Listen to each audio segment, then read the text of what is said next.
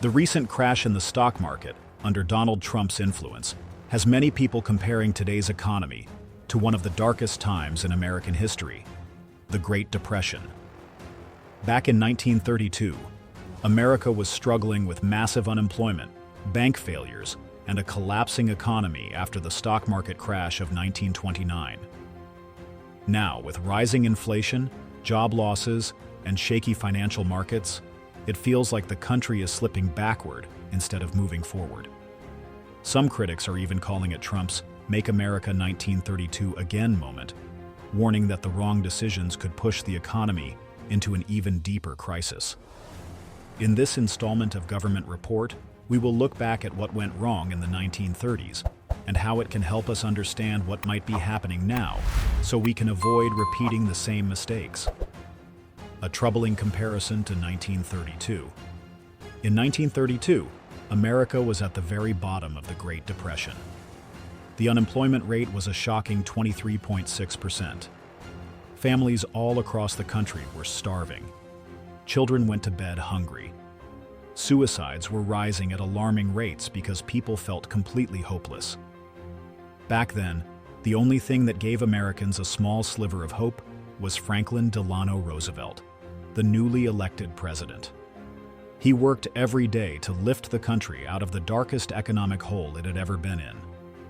Today, when we look at the way the Trump stock market has been behaving, especially in recent weeks, some experts say it's the closest we've come to that 1932 disaster in our lifetimes.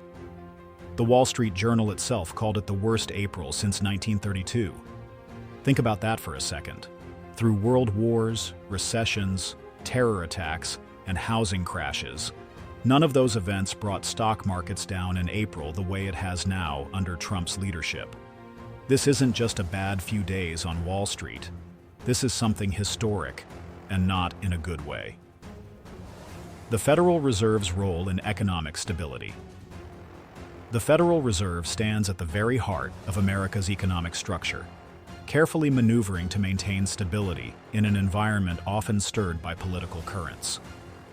Through its control over interest rates and monetary policy, the Fed has the power to either boost economic growth or put a brake on inflation, depending on what the situation demands.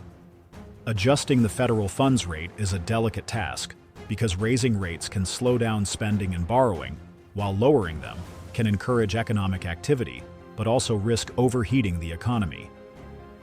The aim is always to create a balance that fosters sustainable growth without tipping the country into a recession or fueling uncontrollable inflation. The relationship between the President and the Federal Reserve Chair plays a significant role in this balancing act. Although the chair is appointed by the President and confirmed by the Senate, the Federal Reserve is supposed to act independently, focusing solely on the health of the economy rather than the political objectives of any administration.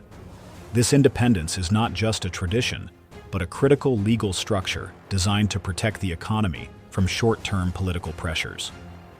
While presidents often express their views on interest rates and monetary policy, the Fed is under no obligation to comply.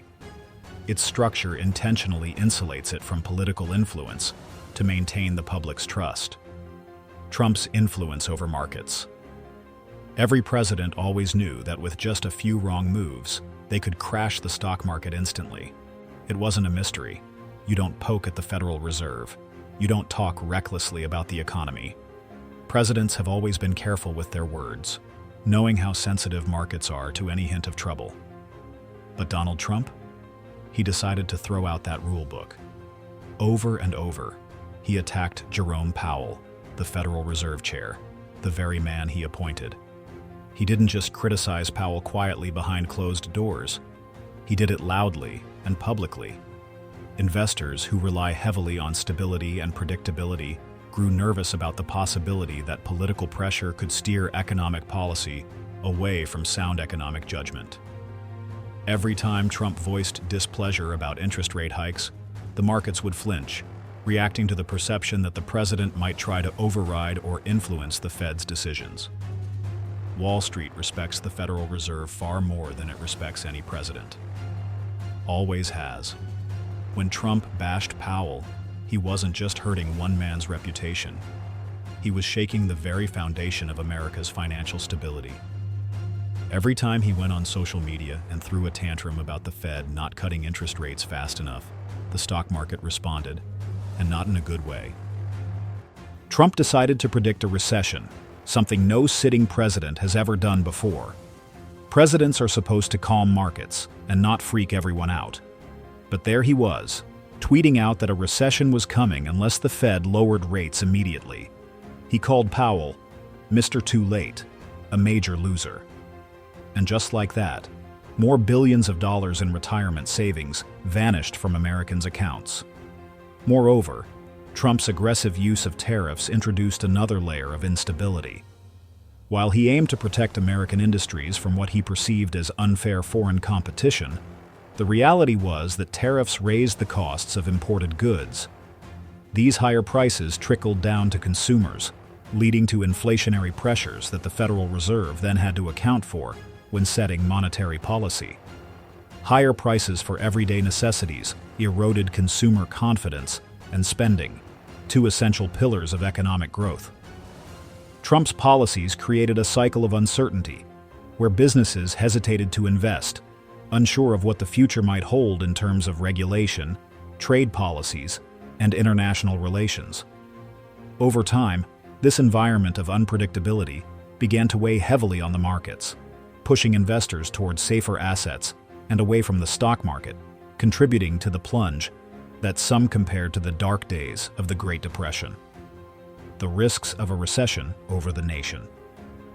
As Trump continued his high-stakes approach to both economic and trade policies, fears of an impending recession started to spread.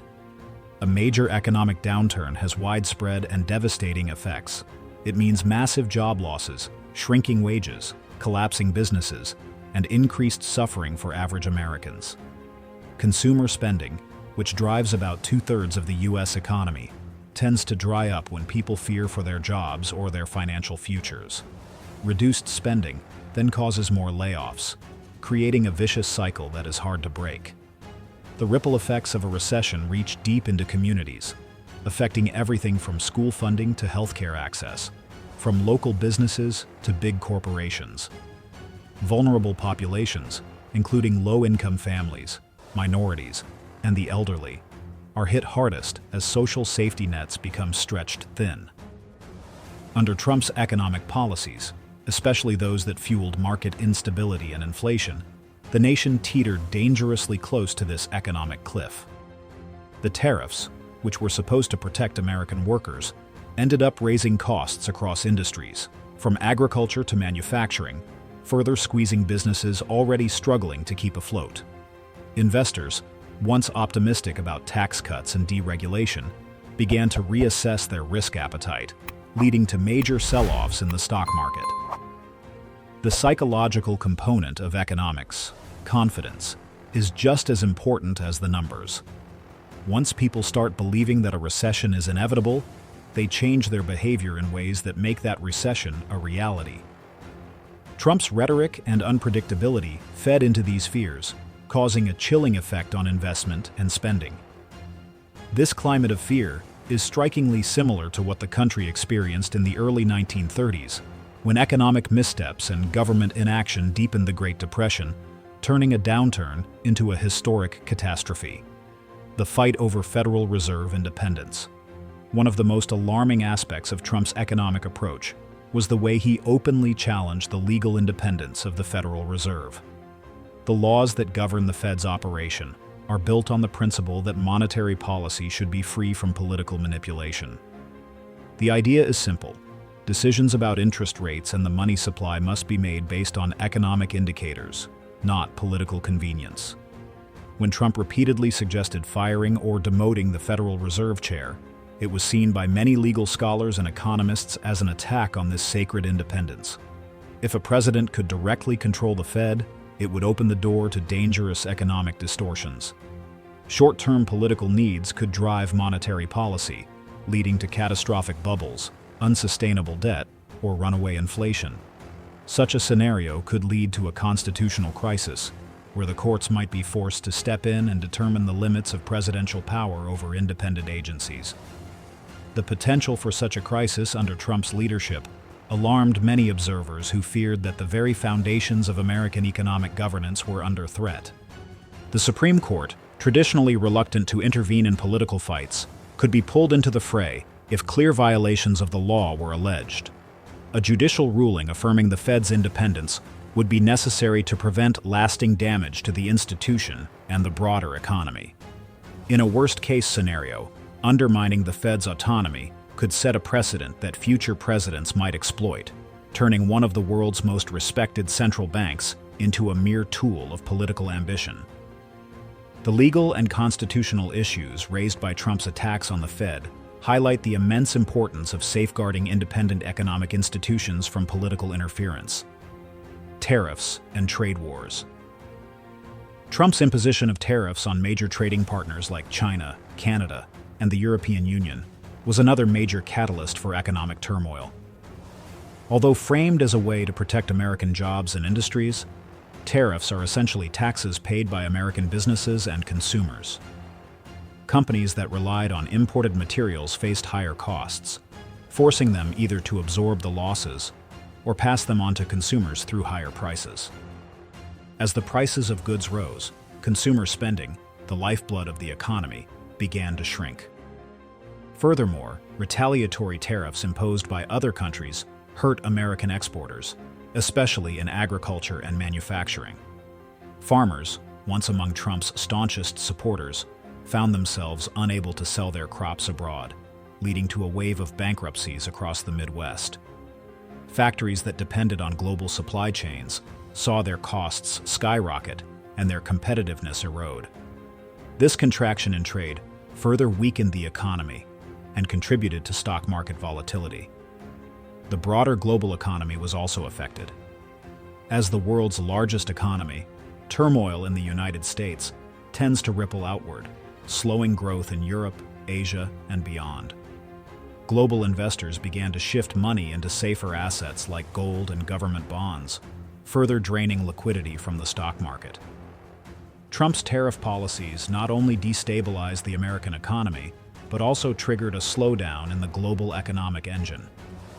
Over time, the accumulation of these effects began to mirror the downward spiral that plunged America into the Great Depression, making the phrase, "Make America 1932 again," feel less like a joke and more like a grim prophecy. Long-term consequences. Beyond the immediate market shocks and investor anxiety, Trump's economic policies have left deep scars on the American workforce and middle class. Rising prices for necessities, food, clothing, electronics, cars, have strained household budgets. While some sectors experience short-term growth due to deregulation and tax cuts, the benefits were unevenly distributed, favoring corporations and wealthy individuals far more than the average worker. Wages for most Americans stagnated or barely kept up with inflation, leaving many families worse off than before. The loss of confidence in financial markets and institutions has also had a chilling effect on retirement savings. With stock market values fluctuating wildly, many Americans saw the value of their 401k accounts and pensions plummet, undermining the financial security they had spent decades building. Younger workers saddled with student debt and facing an uncertain job market found it even harder to achieve traditional milestones like buying a home, starting a family, or saving for the future. Perhaps most damaging of all is the erosion of trust. Trust in government institutions, trust in the economy, trust in the future. These intangible but vital elements of a healthy society have been badly shaken. Rebuilding them will take time, leadership, and policies grounded in reality rather than rhetoric. Without a clear, sustained effort to repair the damage, the economic wounds left behind by this period could take a generation to heal, much like the scars left by the Great Depression nearly a century ago. The ghost of 1932 looms large. In 1932, most Americans had no choice but to suffer in silence. There was no safety net, no unemployment insurance, no food stamps, no Social Security. People lost everything and had nowhere to turn. Today, at least there are some protections in place. Programs designed to cushion the blow when the economy stumbles. But if Trump keeps driving the economy into the ditch, even those systems could come under strain. The warning signs are everywhere: rising prices, falling markets, growing uncertainty. Trump's reckless policies are dragging the country closer and closer to that terrifying 1932 moment. The difference back then was that Americans had a new leader, Franklin Roosevelt, who gave them hope and a plan to climb out of the Depression. Today, Trump offers only blame, anger, and chaos. He doesn't lift people. He tears down. He doesn't heal. He wounds. And as long as he keeps acting on impulse, America's financial future remains dangerously uncertain. The signs are right in front of us, and history is warning us loud and clear. If we don't learn from the past, we risk falling into the same dark hole again. Stay informed, stay aware,